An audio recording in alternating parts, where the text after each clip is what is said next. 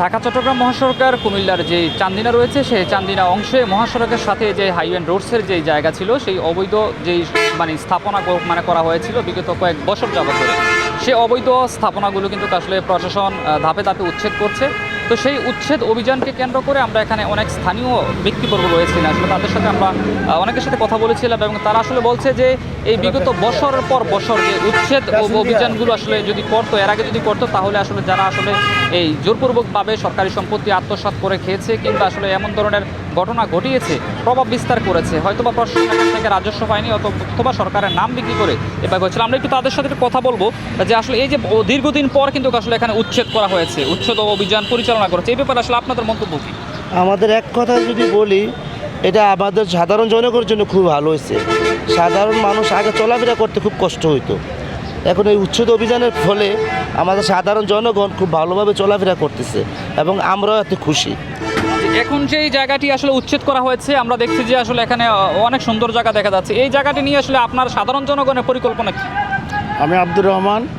ঢাকা চট্টগ্রাম মহাসড়কের পাশে যে অবৈধ স্থাপনা ছিল, যারা বিভিন্ন সময় দোকানপাট স্থাপন করে ব্যবসা বাণিজ্য পরিচালনা করে আসতেছিল, এখানে পক্ষান্তরে একটা দুর্বৃত্তায়ন চলছে দীর্ঘদিন যাবৎ। এই স্থাপনা উচ্ছেদ করার পরে আমরা রোডস অ্যান্ড হাইওয়ের ঊর্ধ্বতন কর্মকর্তাকে ধন্যবাদ জানাচ্ছি।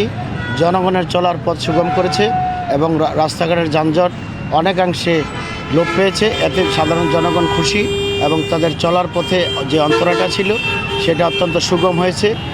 এই অবৈধ স্থাপনা আবারও যদি সেভাবে নির্মাণ করা হয়ে যায় তাইলে আসলে জনগণের ভোগান্তি এবারে। সরকারকে আমরা আহ্বান জানাবো যে জনগণের একদিক দিয়ে ক্ষতি হয়েছে, অপর দিক দিয়ে হাজার হাজার জনগণ বেকার রয়েছে।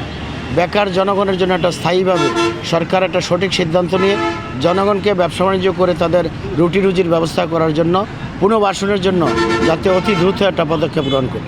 জি, ধন্যবাদ আপনাকে। দর্শক, আমরা শুনেছিলেন যে ঢাকা চট্টগ্রাম মহাসড়কের এখানে যে কুমিল্লা যে চান্দিনা উপজেলা অংশে যে মহাসড়কের যে স্থানটি রয়েছিল, সড়ক বিভাগের যে জায়গা রয়েছিল, সেই জায়গাগুলোতে কিন্তু বিগত বছরের পর বছর কিন্তু আসলে অবৈধভাবে কিন্তু স্থাপনা তৈরি করা হয়েছে। আর সেই অবৈধ স্থাপনার মাধ্যমে কিন্তু এখানে প্রভাবশালী কিছু ব্যক্তিবর্গ ছিলেন যারা আসলে এখানে মোটামুটি অনেকটাই আসলে অর্থবিত্ত কিন্তু আসলে এখান থেকে অর্জন করেছেন। তো সেই ক্ষেত্রে আসলে সাধারণ জনগণের সাথে কথা বলেছিলাম, সাধারণ জনগণ কিংবা আসলে অনেকের সাথে কথা বলেছিলাম, তারা চাচ্ছে যে জায়গাটিকে আসলে অবৈধ জায়গাটিকে উচ্ছেদ করা হয়েছে সেই জায়গাটিকে আসলে সরকারি বিশেষ কিছু কাজে ব্যবহার করার জন্য। আর যদি বলে দিতে চাই, আসলে এই যে বাস স্ট্যান্ড, এই বাস স্ট্যান্ডের মধ্যে সর্বদাই কিন্তু দেখা গেছে যানজট নিরসনের লক্ষ্যে যদিও প্রশাসন কাজ করে কিন্তু আসলে কিন্তু কন্টিনিউ কিন্তু এখানে যানজট লেগেই থাকে।